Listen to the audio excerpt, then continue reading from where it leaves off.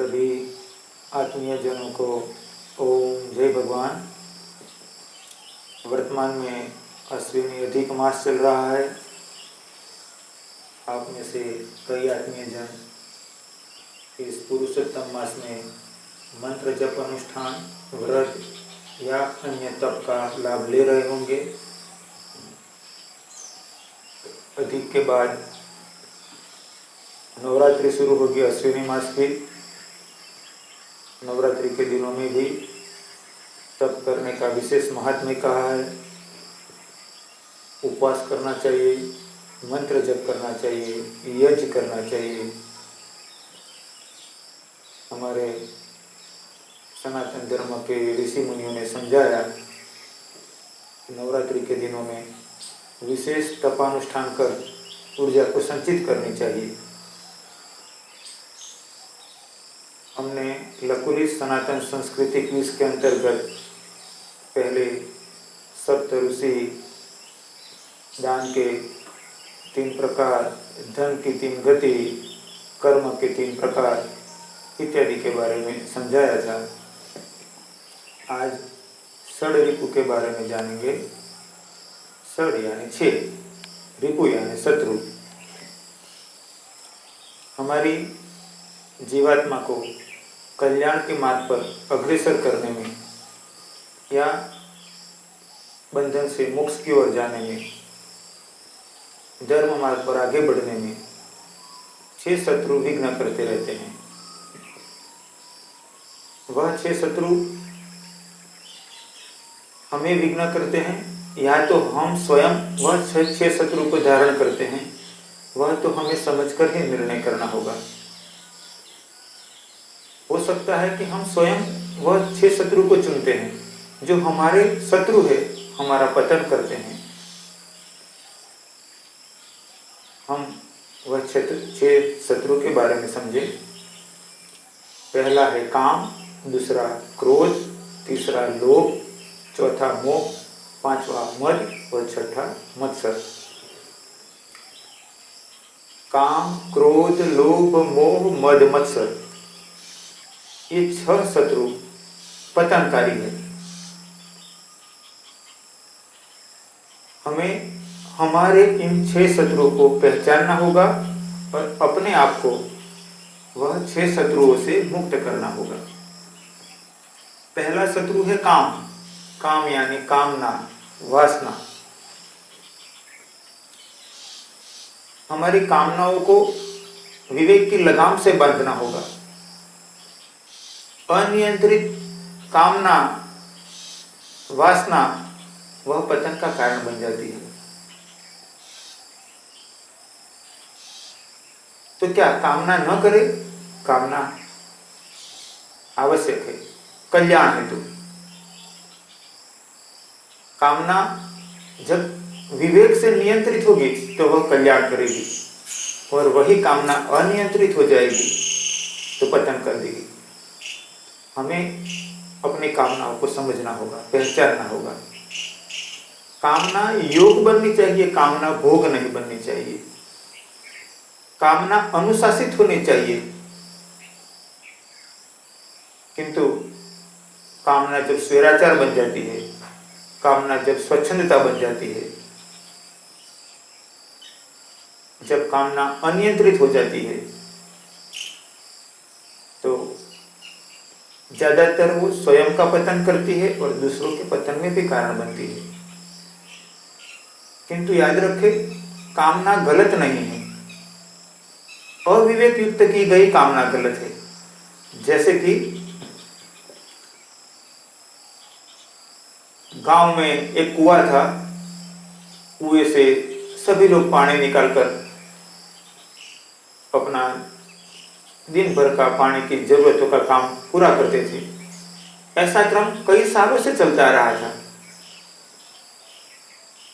एक दिन किसी ने कुएं में छलांग लगाई और वह मर गया।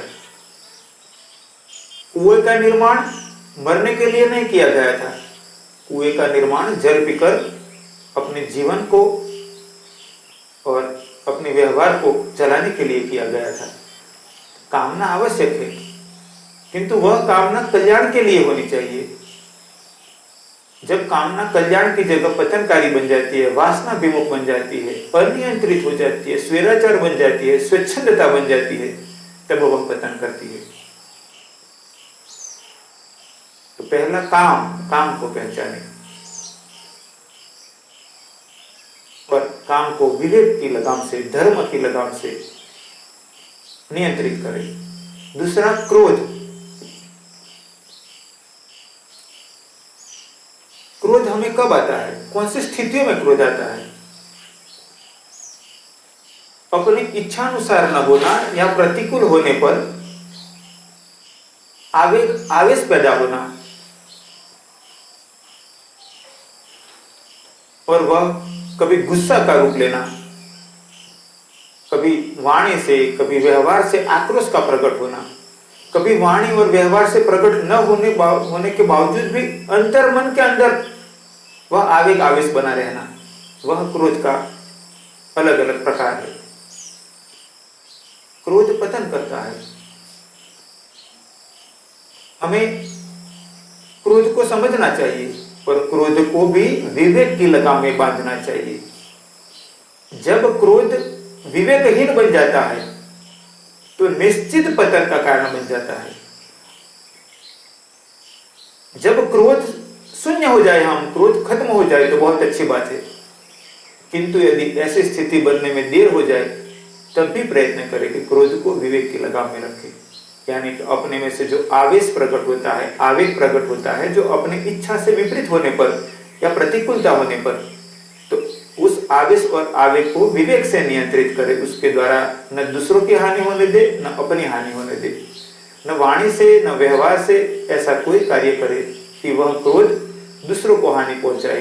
कभी कभार हम अप्रत्यक्ष रूप से ऐसा व्यवहार करते हैं कि जो क्रोध की अभिव्यक्ति हो, जिसमें कहते हैं नफरत, जिसमें व्यक्त होता है आक्रोश, गुस्सा, वह भी क्रोध का अप्रत्यक्ष रूप से व्यक्त रूप है।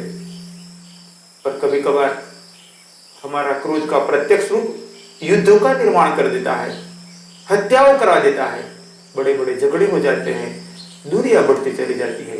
पर कभी कभार क्रोध का अप्रत्यक्ष रूप भी बड़ा हानिकर बन जाता है। व्यक्तियों में मनमुटाव हो जाता है, व्यक्तियों में छल प्रपंच शुरू हो जाता है। हम प्रयत्न करें कि अपने क्रोध को नष्ट कर दे तो बहुत अच्छा, क्रोध पैदा ही ना हो। यदि वह उच्चतम स्थिति को प्राप्त होने में देर हो जाए तो उसे विवेक की लगाम से नियंत्रित करें, जिससे दूसरों को भी हानि ना हो और अपने आप को भी हानि ना हो। अपना गुस्सा, अपना आक्रोश, अपना आवेश, उसको प्रत्यक्ष या परोक्ष रूप से भी इस प्रकार व्यक्त न करे कि जो स्वयं का ही पतन करने वाला हो। क्योंकि कहा गया है कि क्रोध दूसरों को तो हानि करता है, किंतु क्रोध करने वाले को तो जरूर हानि करता है। हम प्रयत्न करें, क्रोध पर नियंत्रण करें, और क्रोध पर नियंत्रण करने के लिए और काम पर नियंत्रण करने के लिए दवा एक ही है, वो हमें आगे बताता हूं। तीसरा है काम क्रोध के बाद लोभ, अत्यधिक लालसा, वह लोभ का रूप है। आवश्यकता से ज्यादा पाने की कामना, वह लोभ का रूप है। अपने अधिकार में न हो वह प्राप्त करने की कामना, वह भी लोभ का रूप है।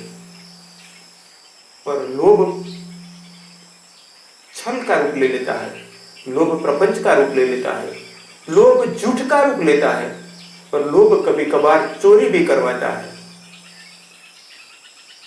लोभ अधर्म का अंश है। लोभ में आकर कभी कभार व्यक्ति ऐसे कर्म कर देते हैं कि जिसके कारण वर्तमान संसार में राज्य सत्ता से उसे दंड मिलता है, या तो परिवार समाज में झगड़े होते हैं, और कभी कभार व्यक्ति यहाँ पर ऐसे कर्मों को छुपा भी ले तो भी ईश्वरीय सत्ता के द्वारा दंडित होता है। तो क्या ज्यादा प्राप्त करने की कामना नहीं होनी चाहिए? तो फिर प्रगति कैसे होगी? तो विकास कैसे होगा? तरक्की कैसे होगी? निश्चित रूप से ज्यादा प्रगति करने के लिए प्रयत्न करना चाहिए, किंतु ज्यादा प्रगति के लिए प्रयत्न करना, उसके लिए संकल्प करना वह एक बात है, और लोभ करना यानी कि जो हमारा नहीं है या जो हम जिस पर हमारा अधिकार नहीं है वह प्राप्त करने का प्रयत्न, या तो जो प्राप्त किया हुआ है इससे ज्यादा प्राप्त करने के लिए छल प्रपंच करना इत्यादि के द्वारा हम लोभ को व्यक्त करते हैं। तो लोभ न करना इसका मतलब ये नहीं है कि ज्यादा विकास के लिए प्रयत्न न करना, ज्यादा तरक्की के लिए प्रयत्न न करना। तो हम इन दोनों के बीच का भेद समझे और लोभ का त्याग करें और कल्याणकारी प्रगति के लिए पुरुषार्थ करें। लोभ से मुक्त होने के लिए क्या करना चाहिए, वह भी जवाब एक ही है। आगे समझते हैं। काम क्रोध लोभ के बाद मोह, मोह को आसक्ति भी कहते हैं। राग भी, मोह, आसक्ति, राग, वह सभी मोह के अलग अलग रूप है। निर्मोही होना यानी आसक्ति रहित होना, तटस्थ होना। मोह के अंदर हम अपने और पराये का भेद करने लगते हैं, धर्म भूल जाते हैं हम। अपनों के प्रति मोह होता है और जहां अपनत्व नहीं होता है वहां मोह नहीं होता है। तो जब मोह नहीं होता है वो तो अच्छी बात है, किंतु अपनों के प्रति मोह में अंध बनकर यानी कि मोहांध बनकर हम धर्म चुपकर अधर्म करने लगते हैं। जो ये मानव का जन्म मिला है वह मानव जन्म का सभी के लिए एकमात्र उद्देश्य है, अपनी जीवात्मा को बंधन से मुक्त करना। इसके सिवा समस्त योनियां भोग योनियां हैं, किंतु मानव योनि धर्म पुरुषार्थ और मोक्ष पुरुषार्थ के लिए है। मानव की योनि के सिवा पितृलोक, स्वर्गलोक, महरलोक, जनलोक, तपलोक, सत्यलोक, तल, सुतल, वितल, तलातल, रसातल, पाताल, ये सभी जो नीचे के 7 लोक और ऊपर के 6 लोक, ये 13 लोक पृथ्वी के सिवा, ये 13 लोक में जहां पर भी जाएंगे वापस यहां आएंगे। वहां कितना भी वक्त रह लेंगे, वहां कितनी भी ऊंचाइयों को प्राप्त कर लेंगे, आखिर तो वापस पृथ्वी पर आकर हम धर्म या मोक्ष पुरुषार्थ करना पड़ेगा हमें। इसीलिए मानव शरीर को वह द्वार कहा है कि जिसके द्वारा मोक्ष प्राप्त किया जा सकता है। मानव शरीर का महत्व 14 लोक में बहुत श्रेष्ठ कहा गया है, किंतु मोह का प्रभाव इतना प्रबल होता है कि हम यह दुर्लभ मनुष्य तन को अपनों के लिए इसमें ही बिता देते हैं। मैं मेरा करते करते कई बार मर गए, कोई जन्म में कोई अपना नहीं हुआ। संत समझाते हैं, गुरुजन समझाते हैं, शास्त्र समझाते हैं कि मैं मेरा का त्याग कर और जीवात्मा के कल्याण के लिए प्रयत्नशील बन। किंतु हम पढ़ते तो शास्त्रों को है, संतों को, महापुरुषों को सुनते भी है, रामायण भागवत इत्यादि में पढ़ते हैं। राजा भरत को हिरण के मोह में हिरण की योनि में जन्म लेना पड़ा। ऐसी कई बातें हमें सुनते हैं।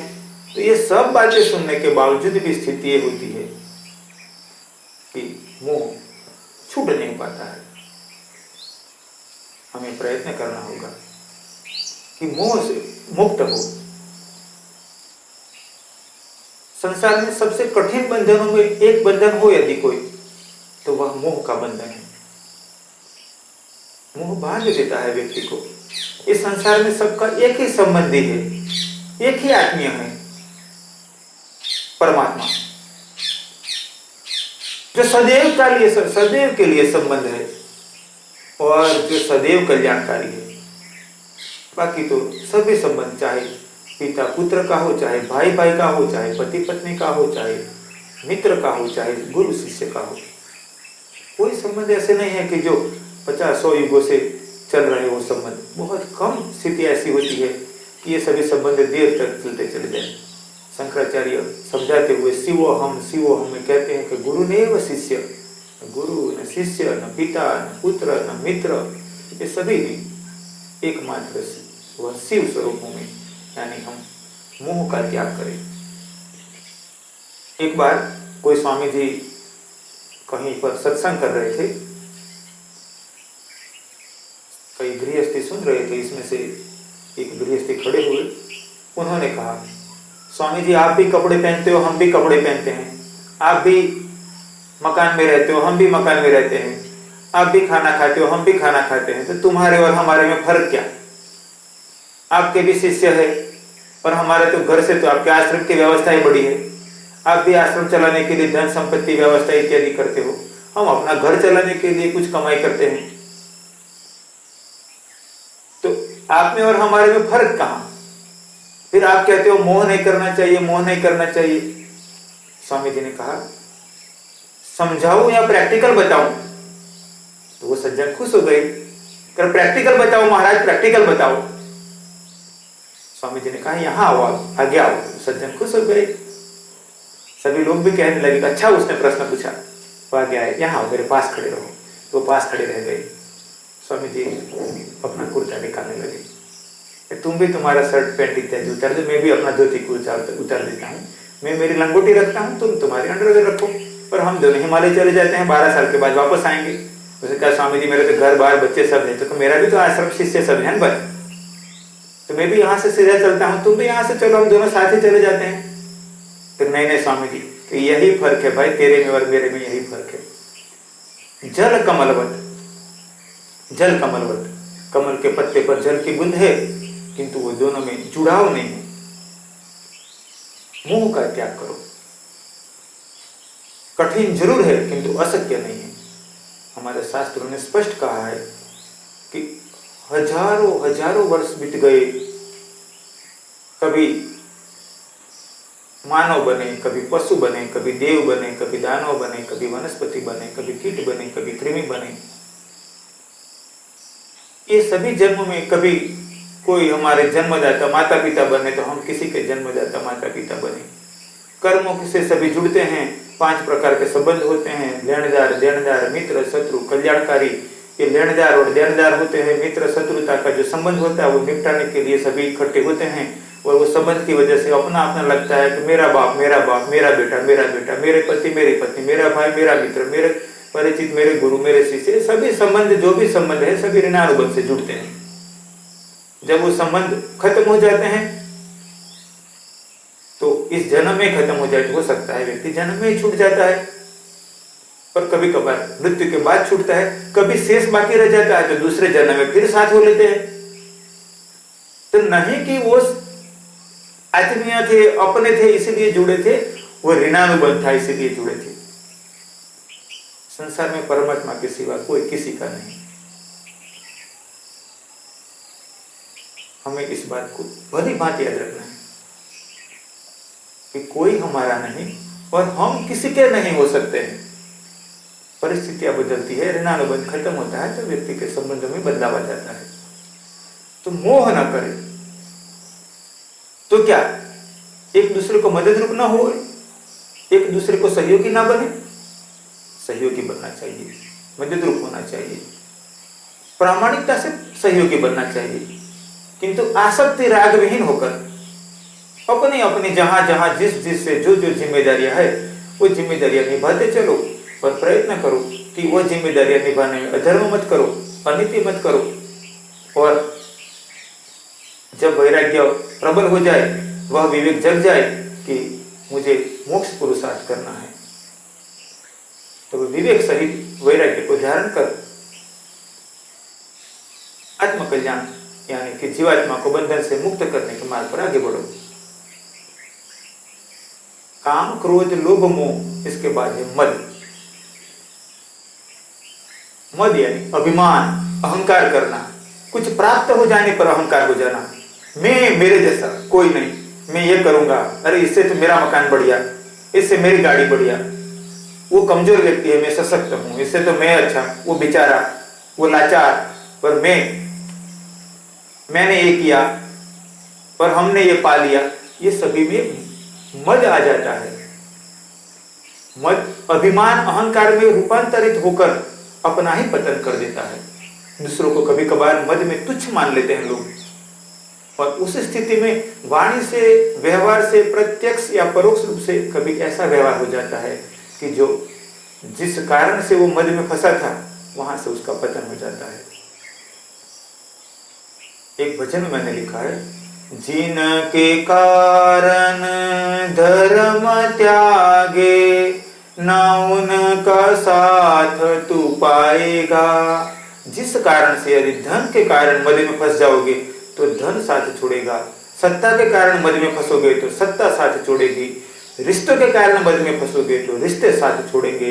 यदि जो जो व्यवस्थाओं के कारण आप में मद आ जाएगा, हम में मद आ जाएगा, तो वह व्यवस्था एक दिन दुख का कारण बन जाएगी। पुत्र मोह में धृतराष्ट्र ने धर्म का त्याग किया, वह पुत्र के कारण ही दुखी होना पड़ा। याद रखे, मद न करे, संयमित बने, विवेकी बने। याद रखे, ये सब नश्वर है, क्षण भंगुर है। यहाँ शरीर भी क्षण भंगुर है, सब व्यवस्था एक क्षण भंगुर है। छठा शत्रु है मत्सर, मात्सर्य भाव। दूसरों की प्रगति देखकर, दूसरों का सम्मान देखकर, दूसरों को सुखी देखकर जलन होना, घृणा करना, नफरत करना, ये मत्सर्य का भाव है। और सरल सा, एक ही जगह पर दो व्यक्ति रह रहे थे, दोनों एक समान स्थिति में जी रहे थे, दोनों को एक समान सम्मान मिल रहा था। कुछ परिस्थिति ऐसी बनी कि दो में से एक को सम्मान ज्यादा मिलने लगा, या तो एक ने ज्यादा बड़ा मकान बना लिया, एक को ज्यादा सुविधाएं मिलने लगी।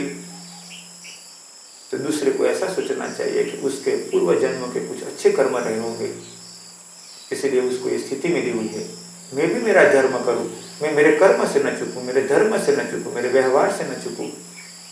किंतु दूसरे का बड़ा मकान, दूसरे की बड़ी व्यवस्था, दूसरे का ज्यादा सत्ता की प्राप्ति, ज्यादा सम्मान की प्राप्ति, वह द्वेष पैदा कर देता है, जलन पैदा कर देता है, डाह रखता है व्यक्ति। और उसकी पहचान होती है उसको स्वयं के अपने मन में ऐसे विचार पैदा होना, उसके वर्तन में आ जाना। और जब अंदर ऐसे विचार पैदा होने लगे, यदि वर्तन में ऐसा आ जाए, तो मान लो कि मत्सर पैदा हो गया है, मात्सर्य भाव पैदा हो गया है। और वह मात्सर्य भाव हमारा शत्रु है, हमारा पतन करता है। हमारे प्रगति के रास्ते को तो रोकता ही है, किंतु साथ में पतन भी कर देता है। इसलिए जब भी कभी कभार ऐसा होता है कि एक ही स्थिति को प्राप्त करने के लिए एक व्यक्ति प्राप्त कर सकता हो और दो व्यक्ति दौड़ में हो। एक रमत थी, रमत में एक तो विजेता बनेगा। अब दूसरों को था कि मैं ही विजेता बनूंगा, पहली बार मैं विजेता बनना था, दूसरी बार भी मैं विजेता बना था, मुझे अवार्ड मिला था, सम्मान मिला था, तीसरी बार भी मैं विजेता बनना था, मुझे अवार्ड मिला था, मुझे सम्मान मिला था, चौथी बार भी सबको लग रहा था कि मैं ही विजेता बनूंगा। किंतु जब दौड़ शुरू हुई और अंत में दूसरा विजेता बन गया। अब हमने 2 बार, 3 बार, 4 बार विजय प्राप्त किया है, सम्मान प्राप्त किया है, और यदि कोई दूसरे को सम्मान मिल जाता है तो कितनी बड़ी दिक्कत पैदा हो गई, अंदर जलन पैदा हो गई, द्वेष भाव पैदा हो गया। हो सकता है हम कहे कि नहीं नहीं, मुझे ऐसा कोई जलन नहीं है, मुझे ऐसी कोई नफरत नहीं है, और ऐसा ना हो तो बहुत अच्छी बात। किंतु यदि ऐसा प्रगटे कि उसको नहीं, वो नहीं जीतना चाहिए था, मैं ही जीतना हो चाहिए था, मैंने 3 बार विजय प्राप्त किया था, अच्छी बात थी यदि कि हम इतनी तैयारी करते कि हम विजेता हो जाते, किंतु हम नहीं विजेता हो पाए हैं, दूसरा विजेता हुआ है, तो उसको सम्मान दो, उसको साथ दो, उसको सहयोग दो, और अपने कार्यों से मत चुको। ऐसे ही यदि एक गांव में, बस्ती में किसी को मुखिया बनाया गया हो, कहीं पर कोई सत्ता प्राप्त करनी हो, कहीं स्कूल में पढ़ रहे बच्चों को कोई सम्मान देना हो, तो एक कई जगह ऐसी होती है कि जहां कई व्यक्ति चाहते हैं कि वह स्थान मुझे मिले, वह सम्मान मुझे मिले, वह अनुकूलता मुझे मिले। या तो धन संपत्ति की बात हो कि 2 भाई हो, 2 मित्र हो, 2-4 परिचित हो, उस पड़ोसी हो, इसमें से किसी की ज्यादा प्रगति देखकर भी कई बार ऐसा होता है, वहां तक मत्सर फैल जाता है, व्यक्तियों में बढ़ जाता है कि हत्याएं तक कर देता है, प्रपंच करते हैं। तो याद रखना कि मत्सर यदि आप में प्रकट हुआ है तो आप दूसरों का तो कुछ नहीं बिगाड़ पाओगे। यदि बिगाड़ने के लिए प्रयत्न करोगे, उसके प्रारंभ में बिगड़ना होगा तो बिगड़ेगा, किंतु आपका पतन जरूर हो जाएगा। काम वासना विकार में बदल जाएगा, काम अत्यधिक अधर्म की ओर ले चलेगा तो काम पतन करेगा, क्रोध भी पतन करेगा, लोभ भी पतन करेगा, मोह भी पतन करेगा, मद भी पतन करेगा और मत्सर भी पतन करेगा। ये 6 शत्रु हमारे जीवात्मा के साथ जुड़े हुए हैं और हमारा जरा सा भी मौका मिलने पर पतन के रास्ते खोल देते हैं। किंतु यदि शत्रु को हम पहचाने और उससे मुक्त हो जाए तो अच्छी बात है। कई लोग तो जानबूझकर ही शत्रु को पसंद करते हैं, जानबूझकर ही काम में फंसते हैं, क्रोध में फंसते हैं, लोभ में, मोह में, मद में, मत्सर में फंसते हैं। हम प्रयत्न करें। गुरुजन अपने शिष्यों की परीक्षा लेते हैं। जैसे पाठशाला में बैठा हुआ बच्चा गुजरात में पढ़ रहा है, उसको एक पेपर गुजराती का है, दूसरा हिंदी का है, तीसरा इंग्लिश का है, चौथा संस्कृत का है। 4 भाषा के प्रश्न पत्र है, एक विज्ञान का प्रश्न पत्र है, एक समाज विद्या का प्रश्न पत्र है, एक गणित का प्रश्न पत्र है। 7 प्रश्न पत्रों की वो परीक्षा दे रहा है और यदि किसी एक में 0 मार्क आ गया तो फेल हो जाएगा। यदि एक में 5 मार्क आ गया, दूसरे में 90 मार्क आए तब भी फेल हो जाएगा। तो उसको करीब 35 मार्क तो सब में लाने पड़ेंगे। यदि मान लो किसी में 2-4 मार्क कम आ गए तो कृपा गुण यदि दे सकते हैं आचार्य, शिक्षक, किंतु इतने मार्क तो आने चाहिए ना। तो गुरु भी हमारी चकासनी करता है, हमारी परीक्षाएं लेता है कि काम में कैसी हमारी स्थिति है, क्रोध में क्या है, लोभ में, मोह में, मद में, मत्सर में। गुरु शिष्य को दीक्षाएं देता है और एक दीक्षा के बाद कुछ वक्त के बाद वो चाहते हैं कि मेरे शिष्य को मैं आगे की दीक्षाएं दूं, आगे की प्रगति के लिए उसका मार्ग प्रशस्त हो, ऐसा मार्गदर्शन दूं। किंतु जैसे किसी को पिस्टल देनी हो तो पहले देखना तो पड़ेगा, जांचना तो पड़ेगा कि उसका क्रोध इतना ज्यादा भी तो नहीं है कि परिवार में झगड़े में किसी को गोली मार देगा। क्रोध सुरक्षा के लिए है, आवेश में आकर किसी पर गोली चला देने के लिए नहीं है। इस प्रकार गुरु भी अपने शिष्यों की जांच करता है, अनुकूल परिस्थिति में और प्रतिकूल परिस्थिति में, सम्मान में और अपमान में। शिष्य की क्या मनस्थिति रहती है, क्या वो सकारात्मक बनता है, कल्याणकारी बनता है, या तो काम, क्रोध, लोभ, मोह, मद, मत्सर के आगे में फंसकर अपना पतन कर लेता है। कभी कभार तो स्थिति ऐसी आती है कि शिष्यों अपनी प्रगति की जगह अधोगति इतनी हद तक कर लेते हैं कि वो अधर्म के मार्ग पर बढ़ते चले जाते हैं और धर्म के मार्ग पर चलने वालों का या तो गुरुजनों का भी अपमान, अविवेक, अनादर करने लगते हैं। परिवार में यदि रहते हुए यदि देखा जाए तो कभी कभार बच्चे अपने माता पिता, बड़े बुजुर्ग का अपमान करने लगते हैं, क्रोध के आवेश को झेल नहीं पाते हैं। ऐसी घटनाएं देखने मिलती है समाज में कि जिस माता पिता ने पाल पोस कर बच्चे को बड़ा किया हो, वही बच्चा अपने माता पिता की पिटाई करता हो। मैंने ऐसी घटनाएं सुनी है। ऐसे लोग मुझे कभी कभी मिले हैं कि वो कहते हैं कि बेटा पिटाई करता है, स्वामी जी मैं क्या करूं, रोते हैं। आप में से ज्यादातर ऐसे समझते होंगे कि मेरा बच्चा ऐसा नहीं करेगा, किंतु ऐसे विचारों में अपने आप को बांध कर मत रखिए। विधाता का पहिया जब घूमता है ना, अच्छे अच्छों की मति बदल देता है, क्योंकि विधाता तो सिर्फ कर्म फल देती है, किए हुए कर्म का फल देती है। इसलिए प्रयत्न करें, मोह न करें। ऐसी घटनाएं कभी कभार देखने मिलती है कि पति ने पत्नी की हत्या कर दिया, पत्नी ने पति की हत्या कर दी। जो एक दूसरे को सहयोग करने के लिए तत्पर रहते थे, उनमें से किसी ने दूसरे की हत्या कर दी। ऐसी घटनाएं रोजमर्रा के समाचार में आती रहती है। भाई भाई की हत्या कर दी। कभी कभार क्रोध इतना हावी हो जाता है व्यक्ति पर कि पूरे परिवार को मार देते हैं लोग, अपने या तो दूसरों को मार देते हैं। और ये सभी रोग है, काम रोग, क्रोध रोग, लोभ रोग, मोह रोग, मद रोग और मत्सर रोग। प्रयत्न करें कि इस 6 शत्रु को पहचानें। ये 6 शत्रु सभी मानवों के लिए हैं, सभी मानव को पीड़ित करते हैं। चाहे वन में रहो, चाहे घर में रहो, चाहे मौन रहो, चाहे बोलते रहो। हमें प्रयत्न करना है कि हम इस 6 शत्रुओं को पहचानें और उसको दूर करें। हो सकता है ये सत्संग की बातें सुनकर या तो इस प्रकार सत्संग को कई शास्त्र में पढ़कर कई लोग ऐसे भी होंगे कुछ दूसरों में देखने लगेंगे कि देखो उसमें क्रोध है, उसमें काम है, उसमें लोभ है। ये मूर्खता की शुरुआत है। अपने आप को देखो, अपने आप को बदलो। एक संत महात्मा कहीं पर से चलते हुए जा रहे थे, कई लोग पत्थर लेकर किसी महिला के पीछे जा रहे थे और पत्थर फेंक रहे थे। वो महिला चित्कार कर रही थी, रो रही थी, मुझे बचाओ, मुझे बचाओ, मुझे बचाओ। और वो भीड़ कह रही थी कि वो उल्टा है, वो दुष्ट है, उसको छोड़ेंगे नहीं, उसको मार डालेंगे। वो संत ने देखा तो तुरंत वहां पहुंच गए, लोगों से कहा तो रुक जाओ, रुक जाओ। सब उनको पहचानते थे, रुक गए। ये महिला चित्कार कर रही है, रो रही है, क्यों उसे मार रहे हो? लोगों ने कहा वो उल्टा है, वो दुष्टा है, उसको छोड़ेंगे नहीं, उसको मार डालेंगे।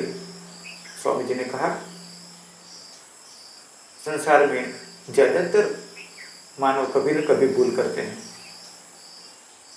उस महिला से हो सकता है कोई गलती ना हुई हो या कोई गलती हो गई हो, कितनी भी बड़ी गलती क्यों ना हो, जब व्यक्ति क्षमा प्रार्थी होता है तो क्षमा करनी चाहिए, सुधरने का मौका देना चाहिए। यदि किसी के द्वारा अत्यधिक प्रकार से समाज पीड़ित हो तो उसके लिए राजसत्ता है, राजसत्ता उसका न्याय करती है, न्याय करके उसको किस प्रकार का निर्णय करना वो शास्त्रों में वर्णन है, स्मृति ग्रंथ में बताया गया है। किंतु आप उस महिला पर ऐसे पत्थर मत मारो। लोगों ने कहा कि स्वामी जी आप कह रहे हो, आपकी बात, आप संत हो इसीलिए कह रहे हो, किंतु वो दुष्ट है, वो उल्टा है। स्वामी जी ने कहा आप में से जिसने कभी कोई पाप न किया हो वह उसे पहला पत्थर मारे। आपको लगता है ना कि उसने पाप किया है, उसने गलत किया है, तो आप में से जिसने पूरे जीवन में कभी कोई पाप नहीं किया हो वह पहला पत्थर उसे मारे। लोग स्तब्ध रह गए स्वामी जी की बात सुनकर, अपने अपने हाथों में से पत्थर नीचे गिर गए और अपना सर झुकाकर वापस अपनी बस्ती में चले गए। मैं आप सबको ये बात इसीलिए कह रहा हूं कि ये सत्संग में सुना आपने कि काम, क्रोध, लोभ, मोह, मद, मत्सर ये शत्रु है हमारे, ये दुर्गुण है हमारे, ये हमारे रोग है, हमारे मानसिक रोग की स्थितियां है सभी। हमें उसको दूर करना चाहिए और दूसरों को भी इस रोग में से मुक्त करने में मदद रूप होना चाहिए। किंतु ये सब सुनकर आप यदि वो बस्ती की भांति जैसे दूसरों की बुराई करने लगो, दूसरों के दुर्गुण बोलने लगो, दूसरों पर अत्याचार करने लगो, दूसरों को कटाक्ष करने लगो, तो आप भी उसी भीड़ की भांति है। अपने आप सोचो, क्या आपने कभी कोई ऐसा पाप जीवन में नहीं किया है? वाणी के द्वारा, वर्तन के द्वारा, प्रत्यक्ष रूप से, अप्रत्यक्ष रूप से। तो यदि हम भी ऐसे कर्म कभी कभार किसी स्थिति में कर चुके हैं और दूसरा कोई स्थिति में कर देता है, तो हम प्रयत्न करें कि हम दूसरों की बुराई न करें, किंतु अपने कर्मों में से, अपने जीवन में से, अपने मनस्थिति में से, अपने व्यवहार में से, अपनी वाणी में से अपने दुर्गुणों को दूर करें और दूसरों को दुर्गुणों को दूर करने में सहयोगी बने। अंत में ईश्वर से हम सब प्रार्थना करें कि हमें ईश्वर ऐसे शक्ति दे। आगे जैसे मैंने आपको बताया कि उसमें से निकलने का उपाय क्या, ये 6 का उपाय एक है। काम, क्रोध, लोभ, मोह, मद, मत्सर, इन 6 का उपाय एक है। सत्संगति, इन 6 का उपाय एक है। सत्संगति, जैसा संग वैसा रंग। सत्संगति यानी संतों के उपदेश को सुनते चलो, अपने धीरे धीरे धीरे धीरे धीरे धीरे, जैसे कपड़े पर दाग होता है, साबुन लगाते हैं, हाथ घिसते हैं, साबुन लगाते हैं, हाथ घिसते हैं, पानी डालते हैं, हाथ घिसते हैं, धीरे धीरे दाग निकल जाता है। किसी व्यक्ति में दुर्गुण हो तो वह भी सज्जनों की संगति में, संतों की संगति में, सत्संगति यानी संतों की संगति, शास्त्रों की संगति, सज्जनों की संगति, उसमें रहते रहते रहते रहते धीरे धीरे धीरे धीरे बदलाव आने लगता है। किंतु यदि हम संत, शास्त्र, सत्संग, सज्जन, उनसे जितने दूर जाएंगे इतने हमारे आसपास काम, क्रोध, लोभ, मोह, मद, मत्सर वाले हमारे विकारों को और बढ़ावा देंगे, प्रोत्साहन देंगे और हो सकता है हमारी मनस्थिति ज्यादा गिरती चले जाए, हम अपने आप को सही मानने लगे और वह मनोरोग में और गिरते चले जाए। इसलिए सबसे अच्छा उपाय है सत्संगति। इसलिए कोई संत ने कहा है, एक घड़ी आधी में पुनियाद, तुलसी संगत साधकी कटे कोटि अपराध। तुलसीदास ने कहा है। और सत्संगति संतों के चरणों में बैठकर लाभ ले सकते हो। सेवा के द्वारा अपने आप को बदल सकते हो।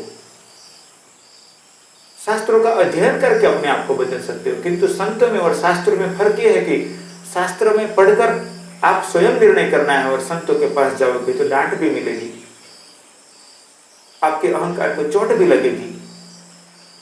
आप हो सकता है कोई ऑफिसर हो और वहां पर झाड़ू भी लगाना पड़े। आप जिसको पकड़कर बैठे हो सकता है संत उसी पर हथौड़ा चला दे। किसी व्यक्ति को अपने ओहदे का गुमान हो, किसी को धन का गुमान हो, किसी को कुछ तो किसी को कुछ हो सकता है संत जिस जगह पर गुमान था उस पर हथौड़ा चलाए। और शास्त्रों में तो स्वयं निर्णय करना है। यदि इसमें हम स्वयं निर्णय कर ले कि मैं तो सही हूं तो वक्त लग जाता है। फिर भी शास्त्र में से यदि हम विवेकी बने तो शास्त्रों को उपदेश में से भी लाभ ले सकते हैं, सज्जनों की संगति से लाभ ले सकते हैं। तो सबसे उत्तम है सत्संगति।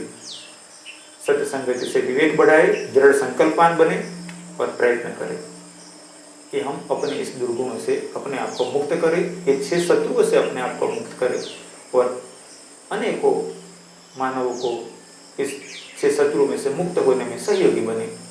अंत में पुनः याद दिलाता हूं कि लकुली सनातन संस्कृति क्विज की जो हमने शुरुआत की थी, कुछ वक्त बीच में योग क्लास वगैरह शुरू किया। तो योग क्लास इत्यादि के आयोजन में ये लकुली सनातन संस्कृति के अलग अलग विषयों पर समझाने में कुछ समय रुकावट आ गई। कुछ वक्त के बाद पुनः हमने ये शुरुआत की है। अब प्रयत्न करेंगे कि 5-7 दिन में अलग अलग एक विषय समझाते चलेंगे। आप जिज्ञासु व्यक्तियों को प्रयत्न करना है कि जैसे मधुमक्खी फूलों में से लाकर शहद देती है, इस प्रकार संत शास्त्रों का सार देते हैं। उस सार का लाभ लेना है, अपना कल्याण करना है और दूसरों को भी लाभ लेने के लिए प्रेरित करना है। ईश्वर से प्रार्थना करता हूँ सबके कल्याण के लिए मति, शक्ति, परिस्थिति और क्षमता प्रदान करे। सबका मंगल हो, सबका मंगल हो, सबका मंगल हो।